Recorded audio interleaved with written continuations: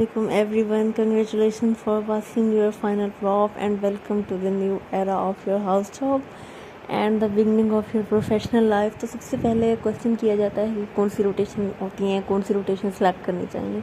तो ये आपके मतलब टेस्ट पे डिपेंड करता है, आपकी चॉइस पे डिपेंड करता है। मेडिसिन होती है, मेडिसिन अलाइड सर्जरी और सर्जरी अलाइड, इतना तो आपको आइडिया होगा। अच्छा, जो मेडिसिन और सर्जरी है ये तो है मैंडेटरी। तो इसके अलावा जो इसकी अलाइड में है, तो आपके पास अगर आपका अच्छा मेरिट है तो आपके पास ऑप्शन है, जैसे पीड्स हो सकती है, कार्डियोलॉजी हो सकती है।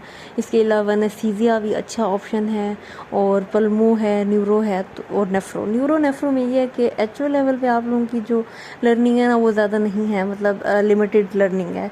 और बाकी चिल रोटेशन है, काम वगैरह थोड़ा कम होता है। पल्मो अच्छी खासी हेक्टिक है, इसमें लर्निंग वगैरह है लेकिन काफ़ी टफ भी है। और डर्मा रेडियो पैथोलॉजी ये अच्छी रोटेशन है फॉर दोज पीपल जिनका मेरिट बहुत अच्छा है और वो एमएलई वगैरह कर रहे हैं, क्योंकि इसमें आपको पढ़ने का अच्छा खासा टाइम मिल सकता है। और जिसको एक चिल रोटेशन चाहिए तो वो इन रोटेशन की तरफ जा सकता है। और इसके अलावा एनेस्थीसिया एक बहुत अच्छा ऑप्शन है।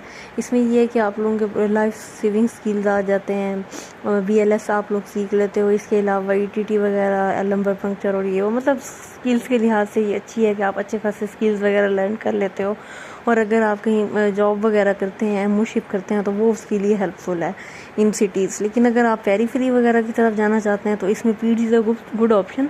लेकिन निश्तर में ये है कि पीड्स की rotation through out the 3 months छुट्टी भी नहीं होती और 12 आवर आपका डेली होता है। और अगर नाइट शिफ्ट है तो इसमें आपका वीकेंड 24 आवर होता है। और इसके अलावा आपका ना राउंड वगैरह कराना होता है, तो नाइट शिफ्ट में तकरीबन 15 to 18 आवर्स हो रहे होते हैं। तो ये अगर आप लोग पीड सेलेक्ट करते हैं तो इस लिहाज से आपने मेंटली प्रिपेयर्ड रहना है कि आपका टाइम वगैरह काफ़ी इसमें लग जाएगा। लाइक ऑलमोस्ट आप उस वार्ड के ही होके रह जाते हो कि आपका डेली 12 आवर है।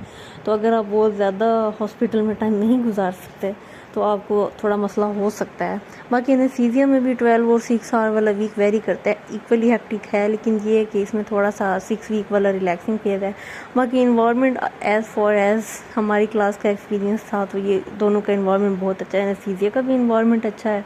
एनेस्थीसिया डिपार्टमेंट, अगर मैं कहूँ मेरी हाउस जॉब की बेस्ट रोटेशन थी तो वो एनेस्थीसिया थी, because the department is super cool and very nice. Every PGR is very sweet. और एक दो के अलावा बाकी सब बहुत ज़्यादा अच्छे हैं, आपको इतना नाइसली ट्रीट किया जाता है and you have learning as well. और इसके अलावा मतलब आप अगर फ्रेंड्स वगैरह हो तो थोड़ा सा थिएटर अलग अलग हो जाते हैं, ये सीन होता है, but overall it's a good rotation. और अगर आपका ग्रुप ऑफ फ्रेंड है तो आप लोग फ्रेंड्स के साथ पीड्स में इंजॉय करेंगे, क्योंकि सारे फ्रेंड 3 महीने के लिए फैमिली की तरह रह रहे होते हैं। बाकी लर्निंग तो है जाहिर है, ईटीटी वो पीड्स की ईटीटी, आईवी, मेडिसिन वगैरह ये सारा कुछ आप लोग लर्न कर सकते हो। और पेरीफ्री में पीड्स वगैरह के केसेस भी होते हैं जाहिर है। इसके अलावा अगर पल्मो का देखा जाए तो पल्मो का भी इन्वायरमेंट अच्छा है निश्तर में, और पीजीआर भी अच्छे हैं, बट ये है कि हेक्टिक जाती है। और न्यूरो और नेफ्रो अच्छी हैं, बट इसमें हाउस जॉब लेवल पे ये है कि आप लोगों को मतलब ज़्यादा ख़ास लर्निंग नहीं है, सीटी वगैरह पढ़ना आ जाएगा। और ये वो कार्डियोलॉजी एक अच्छा ऑप्शन है। कार्डियो में ये है कि आप ईसीजी वगैरह लर्न कर लेते हैं। इसके अलावा ओवरऑल मतलब थोड़ी बहुत मैनेजमेंट पे भी आपकी नज़र पड़ रही होती है, और ओवरऑल डिपार्टमेंट भी बहुत अच्छा है निश्तर में। और अगर सर्जरी साइड पे देखा जाए तो सर्जरी में अलाइड में गायनी है, आई है, और इसके अलावा थोरेसिक सर्जरी है। थोरेसिक सर्जरी भी अच्छी खासी हेक्टिक जाती है। और ऑर्थो भी मतलब पहले ड्यूटीज़ वगैरह फीमेल्स की नहीं लगती थी तो फीमेल्स ऑर्थो सेलेक्ट कर लेती हैं, लेकिन फीमेल्स का भी डे लग रहा होता है। लेकिन ओवरऑल मतलब आसान है। सबसे ज़्यादा आसान रोटेशन अगर देखा जाए तो आई है। लाइक आपका हफ्ते में एक आध दफ़ा डे या नाइट लगती है, या फिर 10 दिन में एक दफ़ा, और वो भी आसान जाती है। बस एक ड्यूटी टफ होती है ओवरऑल, बाकी राउंड वाला और ओपीडी टाइप टाइम होता है, तो वो अच्छी खासी। और डिपार्टमेंट भी सुपर डुपर कूल है, इन्वायरमेंट अच्छा है, टॉक्सिसिटी नहीं है, मतलब आप एक प्रोटोकॉल के साथ एक अच्छी लाइफ वहाँ गुजार सकते हैं और एक अच्छी रोटेशन गुजार सकते हैं। तो if you are very sensitive, जो कि इस तरह के टॉक्सिक इन्वायरमेंट के आदी नहीं है, तो they must go for I, एक अच्छा ऑप्शन है अगर आपका मेरिट बन रहा है। और इसके अलावा ईएनटी है, ईएनटी भी अच्छी है, इसमें लर्निंग भी है, और ओवरऑल इन्वायरमेंट भी निश्चित में डिपार्टमेंट का अच्छा है। और अच्छे मतलब एक दो बुरे लोग तो हर जगह होते हैं, लेकिन ओवरऑल अच्छे रिव्यूज़ रहे हैं। और इसके अलावा लर्निंग भी इसमें भी है, क्योंकि ये है कि आप पेरीफ्री में जब जाते हो तो आप लोग ईएनटी के भी अच्छे खासे केसेस वगैरह देख रहे होते हो। बाकी एक गायनी ऑप्शन है, तो गर्ल्स के लिए गायनी बहुत ज़्यादा प्रेफर किया जाता है। तो आइडियली यही कहा जाता है कि लड़की होते हुए गायनी सेलेक्ट करनी चाहिए ये वो, लेकिन इसके लिए आपको बहुत ज़्यादा हौसला चाहिए, बिकॉज ऑल द फीमेल्स बहुत ज़्यादा टॉक्सिसिटी होती है। You have to prepare yourself for maximum toxicity, hectic and very draining routine like labour room day या नाइट करके आपकी भी हिम्मत ख़त्म हो ही जाती है, बस हुई भी होती है इन द एंड। और the most important thing is कि you have to bear a lot of female if you have a lot of stamina, जिसमें आप टॉक्सिक और कूल हर तरह की पीजीआर्स को डील कर सकते हैं, जिसमें से मेजोरिटी टॉक्सिक है, तो देन आपको गायनी डिपार्टमेंट चूज़ करना चाहिए। अदरवाइज़ अगर आप बहुत ज़्यादा सेंसिटिव नेचर के हैं तो आपको कोई और लाइट देखनी चाहिए। और लड़कों के लिए ये है कि गायनी में ज़रा कम काम का सीन होता है, लेकिन गर्ल्स के लिए अच्छा खासा हेक्टिक जाता है और मोस्टली गर्ल्स ही जाती हैं गायनी में। तो अगर आपने लर्निंग वगैरह करनी है तो आपको एसवीडी, एपिजियोटमी और एक सी सेक्शन वगैरह भी करा ही देते हैं। बाकी वाइटल्स ये सारा काम अच्छा खासा होता है। तो अगर आप इसमें आपको बहुत सोच समझ के वर्ड सेलेक्ट करना पड़ेगा। बाकी ड्यूटीज़ इतनी ज़्यादा नहीं है, मतलब एक दो लेबर रूम की ड्यूटी, हफ्ते में 2 लेबर रूम की ड्यूटीज़ होती हैं और एक आध वार्ड की आती है।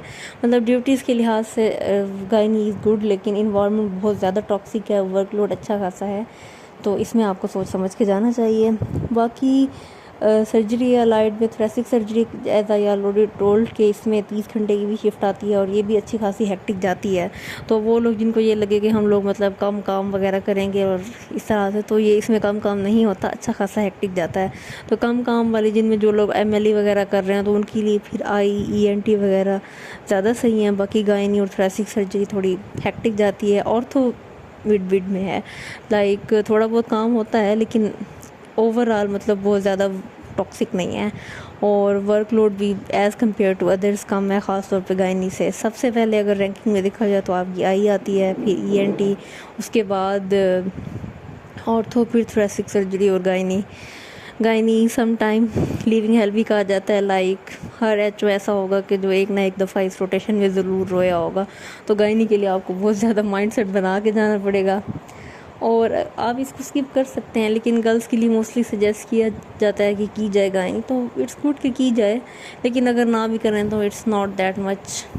और उसके अलावा वर्ड्स के लिहाज से पूछा जाता है और स्किल्स के बारे में पूछा जाता है कि हमें अभी कुछ नहीं आता ये वो, then there is no need to be worried about it. आप लोग पहले हफ्ते में दूसरे हफ्ते में भी आराम से सीख जाएंगे। ज़ाहिर है रिपीटेडली एनजी, फोली और ये सारा कुछ कर के सैम्पलिंग, क्योंकि हम लोग स्टूडेंट लाइफ में तो इन कामों को हाथ भी नहीं लगाते, तो रिपीटेडली कर के in the end you are pro at it, तो इसकी बिल्कुल टेंशन नहीं लेनी। बाकी सीक्वेंस ऑफ रोटेशंस पूछा जाता है, तो इसमें यह है कि आइडियल सीक्वेंस ऐसा है कि आपके जो फर्स्ट और लास्ट रोटेशन है ना वो इजी होनी चाहिए, क्योंकि फर्स्ट में आप हर चीज़ लर्न कर रहे होते हो, तो सेकंड रोटेशन आपकी मतलब मुश्किल हो तो आपको हर चीज़ पहले से आती होगी। और अगर लास्ट रोटेशन आप लोग हेक्टिक कर रहे हो तो इसमें यह है कि इन द एंड आपकी बस हो गई होती है, तो वो बहुत ज़्यादा मुश्किल चली जाती है। तो आखिरी रोटेशन में कुछ लोग पढ़ने का भी प्लान करते हैं, तो इसमें आपको आसान रोटेशन लेनी चाहिए। तो आप अपने मेरिट के लिहाज से चलेंगे, तो अगर आपका मेरिट बहुत ज़्यादा अच्छा है और आपको डर्मा का मेरिट बन रहा है तो आप उसको आखिरी रोटेशन ले सकते हो। Like your third rotation is medicine and you have selected derma in the and, तो आप एंड में बैठे मज़े से पढ़ रहे होंगे। और same for radio patho, but it's not hard and fast. आप पहली रोटेशन भी मेडिसिन लाइट ले सकते हैं, सेकंड मेडिसिन ले सकते हैं।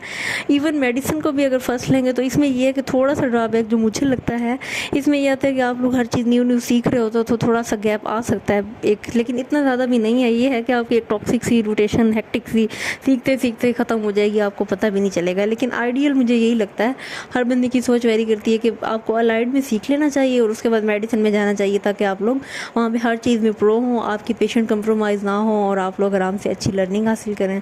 और बाकी अगर आपने गायनी वगैरह लेना है तो इसके लिए थर्ड रोटेशन बहुत आइडियल होती है, क्योंकि जाहिर है लास्ट रोटेशन बहुत हेक्टिक हो जाएगी और ऐसी लिविंग हेल में आप गुजार भी नहीं सकते, तो आपको थर्ड रोटेशन अच्छी लेनी चाहिए।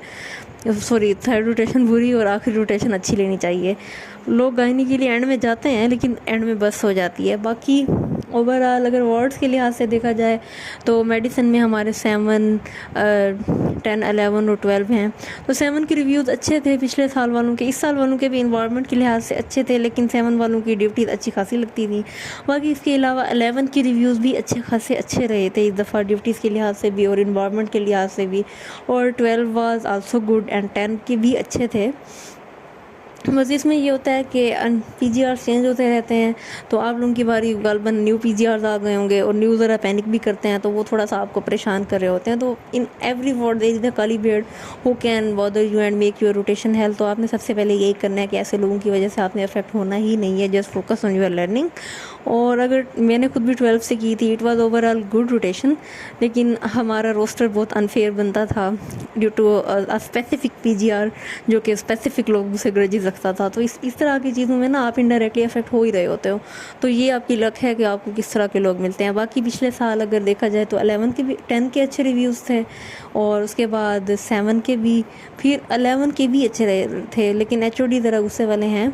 और उसके अलावा अगर सर्जरी में देखा जाए तो ward 4 is the best one, उसके बाद 6 और 9 और 5 का इस दफ़ा हमारा इतना ख़ास एक्सपीरियंस नहीं रहा। I am currently working in this ward, so I won't speak this much about it. और उसके अलावा गायनी का देखा जाए तो 16, 17 और 18 है, तो 16 वार्ड बहुत अच्छा है ओवरऑल, मतलब बहुत अच्छे और कूल पीजीआर आपको इसमें मिल सकते हैं। 17, 18 मिक्स है, some PGR are really nice and some are very toxic. तो इसमें भी यही सीन है कि अगर 2-4 लोग आपको अच्छे मिल रहे हैं तो 2-4 लोग ऐसे टॉक्सिक भी होंगे जो आपकी रोटेशन को हेल्प बना सकते हैं। तो इसमें यही है कि you have to protect yourself from such toxic PGR, और ये आपकी लक पे भी डिपेंड करता है कि आपका वास्ता किन लोगों से पड़ता है। तो आइडियल यही है कि 16 वार्ड बहुत अच्छा गया इस दफ़ा, और सेकंड पे 18 और मोस्ट प्रोबेबली 17 दोनों बराबर ही थे, but 18 was also good except few people जो बहुत ज़्यादा टॉक्सिक थे। और इसके अलावा आई वार्ड तो ओवरऑल सारा ही बहुत अच्छा है, और थोरेसिक सर्जरी का भी डिपार्टमेंट अच्छा है, पीजीआर भी सारे नाइस हैं, स्पोर्टिव, ये वो अच्छा डिपार्टमेंट है। लेकिन इसमें ये है कि थोड़ा सा हेक्टिक चला जाता है। बाकी न्यूरो सर्जरी है, न्यूरो सर्जरी सही है, मतलब इसमें भी अगर ज़्यादातर वो लोग लेते हैं जिन्होंने पढ़ना हो। और ortho department is also good, 2 ward हैं हमारे पास, और इसमें फीमेल्स वगैरह भी अब तो जा रही हैं। आइडियली फीमेल्स की इतनी खास लर्निंग नहीं है, और HO लेवल पे ना इफ़ यू आर इन्वॉल्व तो आप लर्निंग कर सकते हैं, तो बॉयज़ के लिए बहुत अच्छा ऑप्शन है लर्निंग के लिए। लेकिन ज़्यादातर लोग जाते हैं, मैं खुद भी मैंने एनेस्थीसिया किया, तो ऑर्थो के OT में मैं खड़ी देख रही होती थी कि उनके HO साइड पे खड़े होते थे, वॉशअप वगैरह भी नहीं हो रहे होते। तो अगर आप इस चीज़ के लिए ऑर्थो सेलेक्ट करें तो आपको फ़ायदा नहीं है। अदरवाइज़ पेरिफेरी के लिहाज से ऑर्थो इज़ गुड कि आपके लोग कोएक्स के पास जा रहे होते हैं, तो आप थोड़े छोटे प्रोसीजर जो ऑर्थो रिलेटेड होते हैं वो आप सीखें, तो it's very good for you. और सेम फॉर ENT के, ENT में भी आप लोग जाएँ, अच्छे मतलब वो करें, छोटे प्रोसीजर सीखें, अच्छे स्किल्स सीखें, मेडिसिन वगैरह सीखें, OPD पे फोकस करें, तो ENT भी इस लिहाज से लर्निंग के लिए अच्छी है। और बाकी पीड सर्जरी है, पीड सर्जरी भी इन्वायरमेंट अच्छा है, डिपार्टमेंट भी अच्छा है, लेकिन I think we should also opt for learning, क्योंकि हमारे पास मिनिमम ड्यूरेशन होता है 1 साल जिसमें हमने लर्निंग करनी है। तो इसमें आपको ऐसी फील्ड सेलेक्ट करनी चाहिए जो आपके लिए प्रैक्टिकली ईजी हो और आपके लिए आगे काम भी आए। तो पीड सर्जरी और इसके अलावा प्लास्टिक सर्जरी वगैरह, मतलब प्लास्टिक सर्जरी में स्टिल बर्न के पेशेंट को मैनेज करना और दिस दैट आप लर्न कर रहे होते हो, लेकिन पीड सर्जरी में मतलब मेरी पर्सनल राय ये है कि बहुत ज़्यादा लर्निंग नहीं है आपके अपने, बाकी लोगों के एक्सपीरियंस पे भी डिपेंड करता है, as I have not done this rotation, लेकिन मेरा मतलब पर्सनली यही पॉइंट ऑफ व्यू है। इसके अलावा इन्वायरमेंट इन दोनों डिपार्टमेंट्स का भी ठीक है। प्लास्टिक सर्जरी भी मतलब इसमें बर्न वगैरह ये वो थोड़ा सा हेक्टिक हो जाता है as per the reviews of my fellows, लेकिन ये कि अगर आपके पास कोई चारा नहीं तो you can go for it. तो आपके लिए अगर फर्स्ट गो रोटेशन में कहूँ तो मेडिसिन अलाइड में से पीड्स, डर्मा, पैथोलॉजी और इसके अलावा एनेस्थीसिया, कार्डियो, ये अच्छी रोटेशन है। Psychiatry is also good one, इसमें भी आसान है, लर्निंग है, लेकिन ये है कि जो है स्टेमिना के कुछ आपके वो सिक पेशेंट भी होते हैं, अगर आप उनसे डर नहीं लगता तो you can go for psychiatry as well. और दूसरे नंबर पे न्यूरो, नेफ्रो और ये रोटेशन हैं जिनमें मतलब कम लर्निंग है, इसमें टाइम आपको मिल रहा होता है अगर आपने पढ़ना है तो। बाकी अगर सर्जरी अलाइड में देखा जाए तो ENT और गायनी, और बॉयज़ के लिए ऑर्थो, और इसके बाद थोरेसिक सर्जरी, न्यूरो सर्जरी, पीड सर्जरी वगैरह। तो इसके अलावा लर्निंग के लिहाज से पूछा जाता है कि हमें किन पॉइंट्स पर फोकस करना चाहिए, ये वो, तो ये आपको आइडिया नहीं होता। You are preparing patient, you are doing charting like you are computer operator here, तो इस चीज़ में आपने स्टक होके नहीं रह जाना, हम जैसी गलती दोबारा नहीं करनी। तो इसमें यह है कि अगर आपकी रोटेशन शुरू होती है तो आपने मतलब IV सैम्पलिंग, NG फोल, इस पर भी ध्यान देना है। 1 हफ्ते में आपको ये लर्निंग हो जाएगी, लेकिन इसके बाद आपने ये देखना है कि हमारे पास पेशेंट किस चीज़ का आया है, हमारे PGR इसको मैनेज कैसे कर रहे हैं, पर्टिकुलरली इन मेडिसिन रोटेशन के आप उसको ट्रीट कैसे कर रहे हैं, क्या मेडिसिन चल रही है, उसकी वार्ड एडवाइस क्या है, और ECG में क्या फाइंडिंग है। मतलब ये चीज़ें जो हमें ना अपने लेवल पे कम ही समझ आ रही होती हैं, हम बस पेशेंट प्रिपेयर किए जा रहे होते हैं और कोई इतना ख़ास बताता भी नहीं है, तो ये हमने खुद ही फोकस करना है। सिमिलरली अगर आपके वार्ड में आपके बेड पे वो पेशेंट आता है तो you have to focus on the case की किस हिस्ट्री से आया था, डायग्नोसिस क्या है, हमने इसकी क्या इन्वेस्टिगेशन कराई है, हम इसका क्या ट्रीटमेंट करा रहे हैं। तो ये आपको पूरी हाउस जब एंड हो जाती है, जब वो मेडिसिन रोटेशन एंड हो जाती है, उस वक्त आपको समझ आने लगता है जब आपके पास टाइम कम होता है। तो इस चीज़ पे आपने गौर करना है। बाकी गायनी में ये है कि अगर आपकी गायनी की रोटेशन है तो आपने SVD सीखनी है, एपिजियोटमी सीखनी है। हमारे यहाँ ये है कि HOs कम होते हैं, ड्यूटीज़ अच्छी खासी होती हैं, तो वो SVD में HOs की ड्यूटी नहीं लगा रहे होते। तो if this is happening to you, तो आपने ना मतलब ओवरवेल्ड नहीं होना गायनी की टॉक्सिसिटी और इस इन्वायरमेंट से, कि आप एक दफ़ा जब गायनी में जाते हो तो आपको ऐसे लगता है कि you are thrown in some living hell, और जिसमें आपकी कोई सुनी नहीं जा रही और ये वो, और आप पे मतलब हर बंदा चिल्लाने वाला है और रोब झाड़ने वाला है। तो इसमें आपने आके ना अपनी मतलब प्रीशियस टाइम वेस्ट नहीं करना, आपने उनसे बात करनी है कि हमारी SVD वगैरह नहीं लग रही, ये वो। Even you can go for higher authorities for that. तो अगर आप चुप रह रहे हैं तो अपने आप के साथ गलत कर रहे हैं, हमारे वाली गलती नहीं करनी सेम। और उसके अलावा सर्जरी में ये है कि आप छोटे छोटे प्रोसीजर वगैरह देख सकते हो, उनमें वॉशअप हो सकते हो।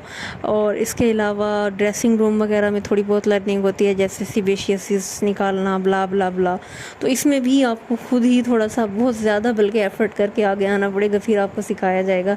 सैडली एंड अनलकीली कि हमारे वार्ड्स में चार्टिंग, डॉक्यूमेंटेशन, साइन स्टैम्प, और इसके अलावा डिस्चार्ज प्रिंट करना, एडमिशन बनाना और ये वो, मतलब इस तरह के काम, और मेडिसिन लगाना, NG फोली, मतलब इस तरह के काम जो मतलब एक डॉक्टर के बहुत कम काम आते हैं अगली लाइफ में, उन पे बहुत ज़्यादा फोकस किया जाता है। तो आपने इसमें अपना बहुत ज़्यादा टाइम वेस्ट नहीं करना। इसके अलावा OPD होती है, तो मेडिसिन और सर्जरी वगैरह की, इवन गायनी OPD में, तो आपने ना मतलब किसी कम्पिटेंट PGR के साथ बैठना है जो सिर्फ आपको वाइटल्स लेने और हिस्ट्री लेने तक महदूद ना रखे, और आपने देखना है कि किस चीज़ का केस आया है, इसको हम मेडिसिन क्या दे रहे हैं, कैसे मैनेज कर रहे हैं, मतलब एक्टिवली पार्टिसिपेट करना है। कोई आपको फोर्स करके नहीं कहेगा कि हाँ you have to see this patient and you have to see the plan.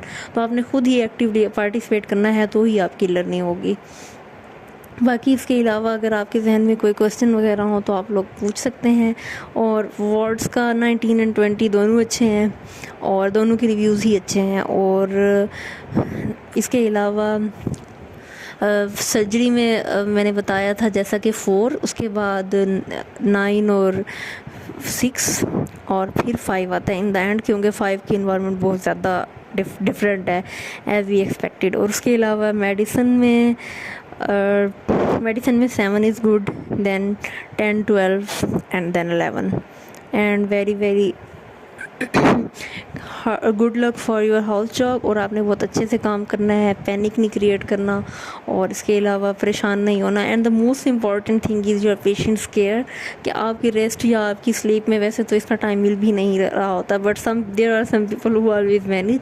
तो इसमें आपने ना पेशेंट के लिए कंप्रोमाइज़ नहीं करना, पेशेंट की लाइफ के लिए कंप्रोमाइज़ नहीं करना, कि मतलब आपका पेशेंट बिल्कुल स्पोर्ट पे है, you go and sleep in the room, और आपके पेशेंट की नॉर्पिन स्पोर्ट एंड वही पेशेंट मर जाता। तो ये आपके लिए ना मतलब अगर ज़्यादा पूछ कुछ ना भी हो तो आपके लिए एक अच्छी सिचुएशन नहीं है। आखिरकार बंदे ने अल्लाह को जवाब देना होता है, तो मतलब अपना काम बहुत ईमानदारी से आपने पूरा करना है और अपनी तरफ से अपना फ़र्ज़ पूरा करना है, despite the hectic routine and each and every factor that is affecting you badly. क्योंकि हाउस जॉब में बंदा थोड़ा तक भी जाता है, but it's adventurous as well. And good luck, don't forget to subscribe the channel for more updates. Thank you so much.